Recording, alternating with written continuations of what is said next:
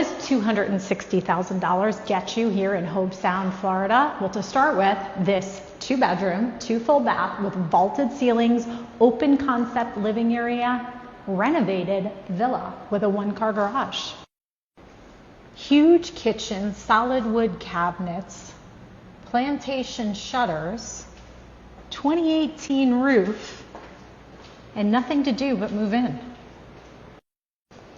Bedroom 1 up in the front of the home, extra windows, closet, guest bath,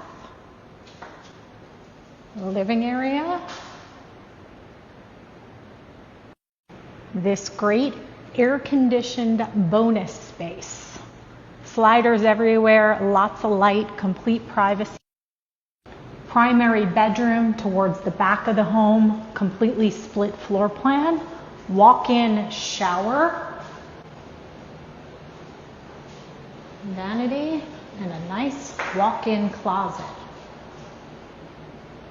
Last but definitely not least, we get a full 1-car garage with a washer dryer, and this is a corner unit with plenty of light, all nestled within the 55+ community of sea pines. Super quiet and surrounded by a lush nature preserve. What do you get for $260,000 in your neighborhood? Like and follow for more content like this.